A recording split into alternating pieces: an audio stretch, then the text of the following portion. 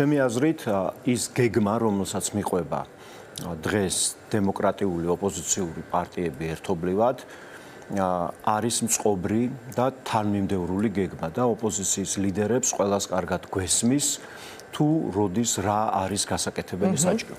ეს გეგმა შედგება სამი ძირითადი კომპონენტისგან. პირველი, ეს არის მუშაობა ქვეყანაში შიგნით. საზოგადოებასთან, მოქალაქეებთან, ამომრჩევლებთან და ბრძოლა ყველა საშუალებით იმისათვის, რათა ყველას ვაჩვენოთ რა მოხდა, როგორ მოხდა და რა მასშტაბით მოხდა და გამოვიყენოთ ყველა შესაძლებლობა ბრძოლისთვის. სასამართლოს მაგალითები არის ერთ-ერთი ნათელი ნიმუში იმისა, რომ ბრძოლა ყველა ფრონტზე არის საჭირო. ანუ ინფორმირება, დარღვევებზე ინფორმაციის მოგროვება, ამაზე ბრძოლა. მეორე ეს არის ბრძოლა საერთაშორისო დიპლომატიის საშუალებით, რომ აი ამ გაყალბების მცდელობას, მიტაცების მცდელობას საერთაშორისო დემოკრატიულმა საზოგადოებამ არ მისცეს ლეგიტიმაცია და არ აღიაროს. როგორც ხედავთ, ეს საქმე საკმაოდ წარმატებით მიდის, არც ერთი დემოკრატი ლიდერისგან ქართულ ოცნებას მილოცვა არ მიუღია. ეს არის ძალიან მნიშვნელოვანი. ეს ირანიდან მიიღო, აი კიდევ ერთი გაამდიდრეს ესე ვთქვათ კოლექცია.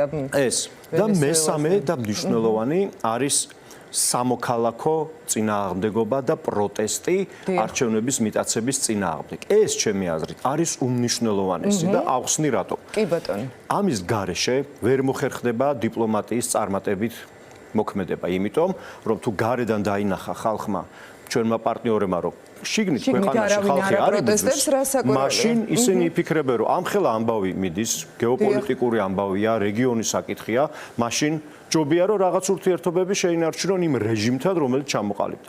ასევე, თუ არ დაინახა საზოგადოებამ, ჩვენმა თანამოაზრეებმა, ამომრჩევლებმა, რომ პოლიტიკური ლიდერები არიან დიპლომატიაშიც, არიან სასამართლოშიც იბრძვიან და ასევე იბრძვიან ქუჩაში, მათ არ გაუჩნდებათ იმისი მრწმენა, რომ ჩვენთან ერთად უნდა იყოს. ამიტომ არც საერთაშორისო დიპლომატია, არც შიგნით გამოძიება და ინფორმირება არ გამოვა შიგნით სამოქალაქო პროტესტის გარეშე. ამიტომ აი ეს სამი კომპონენტი გეგმის, ჩემი აზრით, არის თანმიმდევრული, სწორი. ამის იქით მოთხოვნები იმაზე, რომ ეხლა სამი კვირის ყოველ ნაბიჯზე PowerPoint-ის სლაიდები ვაჩვენო მეორე მხარეს, ჩემი აზრით, არარეალისტურია, არასწორია და მე მგონი ხო ეს არარეალისტური მოლოდინია, რომ ეხლა მართლა ყველაფერი. ამას არ გავაკეთებ ამის წინააღმდეგობა, რაც არ უნდა დიდი იყოს მოთხოვნა ამაზე იმ მომენტში საზოგადოების რაღაც ნაწილისგან. იმიტომ რომ დაკვეთა დღეს. აი როდესაც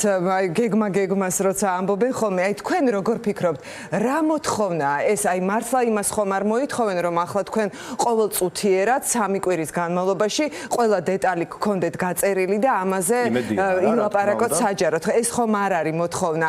ალბათ უფრო რაღაც სხვა უნდა საზოგადოებას, ალბათ რაღაც სხვა რაღაც უნდა რომ დაინახოს. აი ხედავთ ამას თქვენ რა უნდა ძალიან მნიშვნელოვანია ეს. მე ეხლა ის გეგმა რაც აღწერე, ის მიდგომა რაც აღწერე, ამაზე უკეთესი არავისგან არ მომისმენია, იმიტომ რომ ამაზე უკეთესი გეგმა არ არსებობს. ვერავინ ვერ მეტყვის მე რა არის იმაზე უკეთესი ბრძოლის ფორმა. ეს არის სტრატეგია და მიზანი, საითაც უნდა წახვიდეთ, გასაგებია. თუმცა ხო, აი კონკრეტულ ნაბიჯებში შეიძლება იყოს აზრთა სხვადასხვაობა, ხო? მაგალითად ვიღაცა სხვანაირად მიაჩნდეს, ვიღაცა სხვაგვარად მიაჩნდეს, ხო?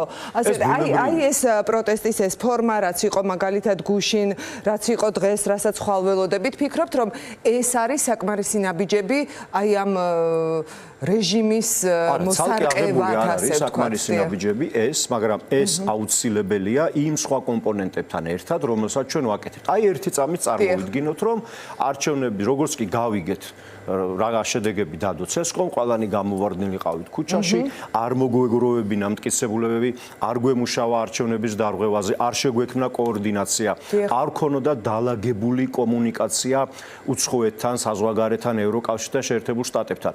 რა მოხდებოდა? არაფერი და ვერაფერი. დღეს შეიძლება უკვე ქონოდა მილოცვები ევროკავშირისგან და ასე შემდეგ, თუ არ გვექნებოდა საკმარისი ინფორმაცია იმაზე რა ხდებოდა არჩევნებზე და არაფერიც არ გამოვიდოდა. ამიტომ, რა თქმა უნდა, უკეთესი ყოველთვის ჯობია კარგს და მით უმეტეს ჯობია არაფრის კეთებას. მეტი წარმატება ყოველთვის ჯობია ნაკლებ წარმატებას. მაგრამ ჩვენ უნდა ვიცოდეთ რა რეალობაში მუშაობს დღეს პოლიტიკური ოპოზიცია, რომელმაც გაიმარჯვა ამ ბრძოლაში და ერთი არის ძალიან მნიშვნელოვანი. დღეს ძალიან კომფორტული პოზიცია ჩემთვის პირადად მაგალითად და თავისუფლების მოედნისთვის როგორც ახალი პოლიტიკური გაერთიანება, რომელიც არის ერთადერთი ახალი პოლიტიკური მოძრაობა რეალურად ამ არჩევნებზე, ხო? იქნებოდა რა? რომ ჩვენ გვეთქვა, რომ ხალხო, ჩვენ ამაზე პასუხისმგებელი არა ვართ, არც ელექტრონულ ხმის დათვლაზე მიგვიცია ხმა, არც ამ დებატებში ყოფილ ვართ, ახალი ხალხი ვართ, არ მოვდივართ რაღაც პოლიტიკური ტვირთვით, გამეკეთებინა თეთრი ხელთათმანები, გამდგარიყავი განზე და ჭკვიანური კომენტარები მეკეთებინა სხვის შეცდომებზე. მაგრამ ეს არ არის პოლიტიკოსის საქმე და ეს არ არის ის საქმე, რაც ნიშნავს ამ ბრძოლაში ყოფნას. ამიტომ ვარ ჩვენ კოლეგებთან ერთად ამ ბრძოლაში. ამიტომ რომ ეხლა არის ეს მომენტი, რომ თუ ხარ ამ საქმეში შორიდან კი არ უნდა გააკეთო რაღაც დამცინავი კომენტარები. არა, უნდა აიღო პასუხისმგებლობა მათ შორის იმ ფრუსტრაციაზეც, რომლებიც შეიძლება შენმა არასათანადოდ რაღაცა რა ქვია, მოყოლამ დეტალების და რაღაცების ხალხში გამოიწვიოს, მაგრამ საზოგადოების დაკვეთა, რომელიც მე ლევან ცუცქირიძემ და ჩემმა თანამოაზრეებმა გვინდა შევასრულოთ, არის გამარჯვება. ეს არის მთავარი დაკვეთა საზოგადოების, რომელმაც მან არჩევნებზე მოგცა და ასე შემდეგ. ყველაფერი დანარჩენი არის მეორე ხარისხოვანი. ჩვენ უნდა ვიაროთ სტრატეგიულად, გონივრულად გამარჯვებისკენ და იმ მომენტალურ რაღაცა რყევებს საზოგადოება შეიძლება რაღაცაზე ფრუსტრაციაში იყოს, გაბრაზდეს სამართლიანად, უსამართლოდ. მე ამ კამპანიაშიც მახსოვს ხშირად მათ შორის ჩემს მიმართაც ძალიან ბევრი კრიტიკა. გააქვთ ალბათ ამაზე მუშაობთ, არ ვიცი, რომ აი მოუწოდოთ ამ ადამიანებს, ვინც მაგალითად შორიდან რჩევებს გაძლევთ ან რაღაცა არ მოწონთ, რომ ერთობლივად დასხდეთ, იქნებ რაღაც კარგი იდეა აქვს ვიღაცას, ან იქნებ შემდეგ დარწმუნდეს, რომ თქვენი გეგმა მის რაღაცა მოლოდინებს. აბსოლუტურად, ეს საუბარი ძალიან მნიშვნელოვანია და თქვენ გეცოდინებათ, ჩვენ რამდენიმე დღის წინ გამოვაცხადეთ წინააღმდეგობის მოძრაობის შეხვედრები, პირველი შეხვედრა გავმართეთ მზიურში, ვისაც უნდოდა შეეძლო მოსულიყო და ესაუბრა ჩვენთან თავისი მოსაზრება და ბევრი კარგი ინიციატივა დაიბადა. ამიტომ ეს არის ძალიან მნიშვნელოვანი.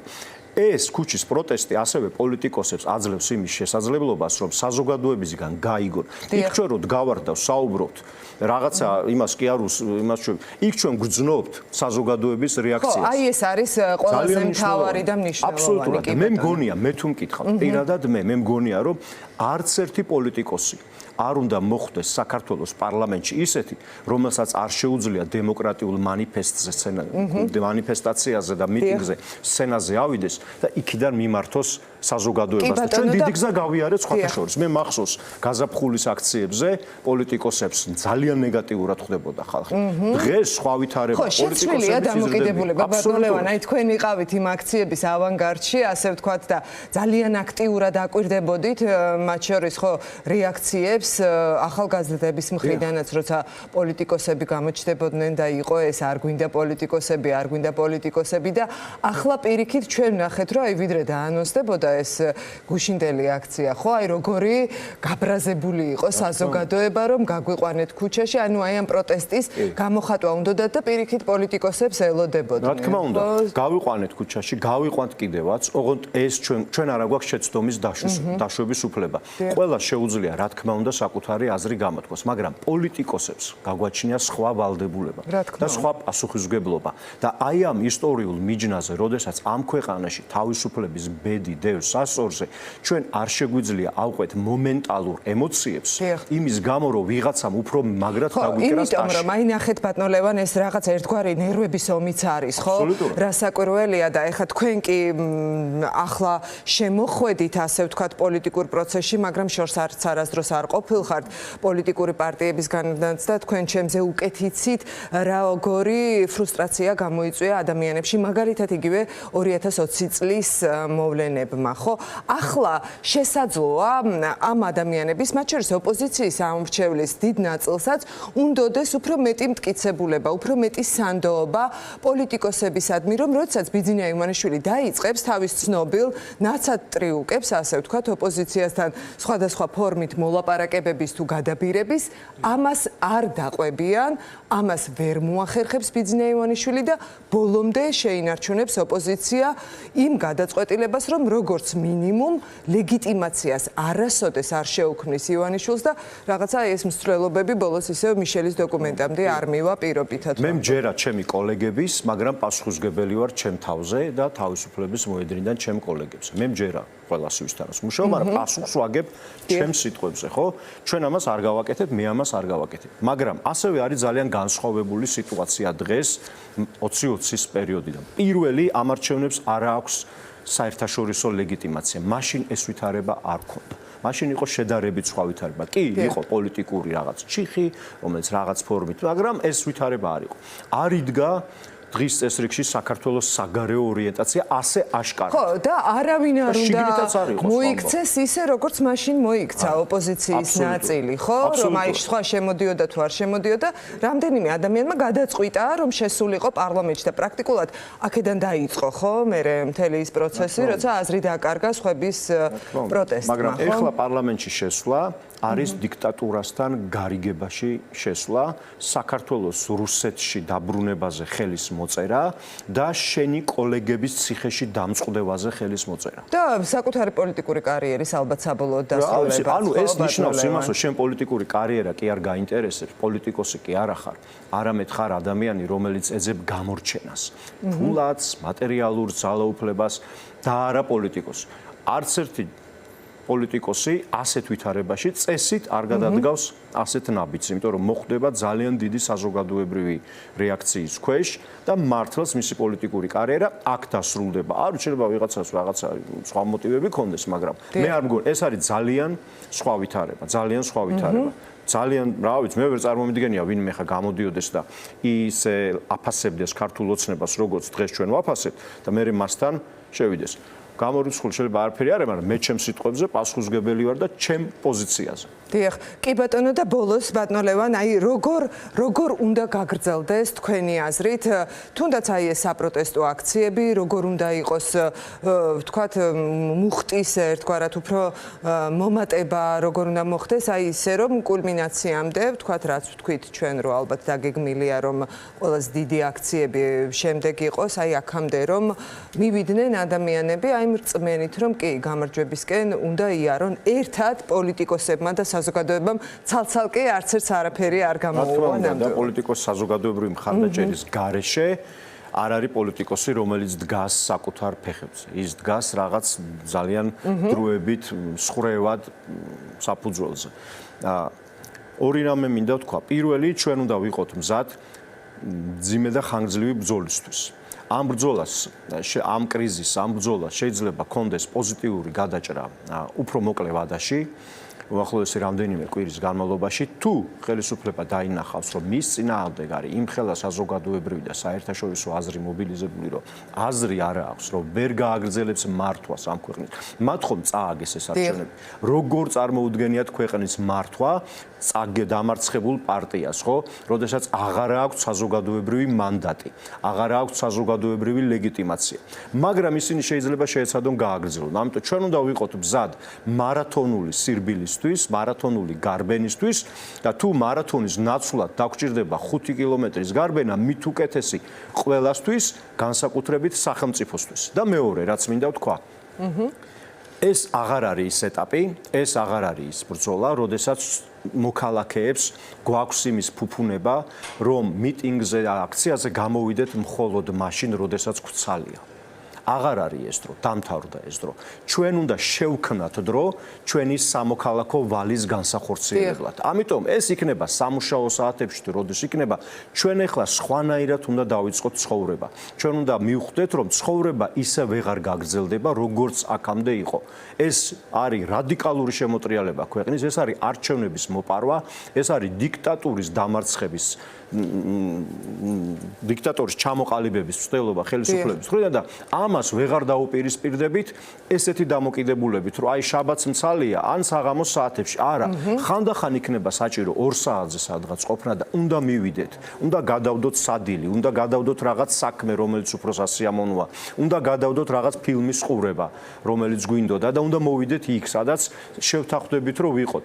ხანდახან შეიძლება ძალიან მალე ვთქვათ, რომ მეგობრებო, ეს ამბავი ხდება არ იყო დაგეგმილი და ამიტომ დღეს აქ უნდა შევიკრიბოთ სწრაფად, ხვალ იქ უნდა მივიდეთ და ასე შემდეგ. ეს არის პოლიტიკური ბრძოლა, რომელიც მიმდინარეობს იმ გარემოში, სადაც ბევრი რამ არის ბუნდოვანი, რაღაცეები მოულოდნელი ყველა მხარეს და ამასთან ადაპტაციას უნდა შევეგუოთ. ეს უნდა იყოს ჩვენი ახალი ნორმალური ვითარება და უნდა იყოს არა ფრუსტრაციის, არამედ მოქმედების საფუძველი. კი ბატონო და ხვალ ვიკრიბებით 11 საათზე. კიდევ ერთხელ ვუთხრათ მაყურებელ სააპელაციო სასამართლოსთან. შემდეგ გაგრძელდება მსვლელობა თუ ჯერ არ ამბობთ ამას თუ იქვე იტყვით. კი ბატონო, ძალიან დიდი მადლობა ბატონებად, მაგრამ ბოლოს კითხავთ აუცილებლად. ისე გუშინ მამუკა ხაზარაძე და ბადრ ჯაფარიძე ვნახეთ, რომ აი ამ მსვლელობებში ძალიან აქტიურად მონაწილეობდნენ და ადვილად გადაეწყდნენ ესე საპროტესტო რეჟიმზე. აი თქვენი შეფასება კი, მე ძალიან მომწონს, რომ აი ეს სახალხო დემოკრატიის მონაწილე კიდევ უფრო და უფრო მეტი პოლიტიკოსი ხდება. კიდევ ერთხელ მინდა ვთქვა, მე არ მჯერა რომ საქართველოს პარლამენტში უნდა იყოს პოლიტიკოსი, რომელსაც არ შეუძლია სახალხო მანიფესტაციაში მონაწილეობა და ეს ყველასათვის არის ძალიან კარგი პოლიტიკური სკოლა.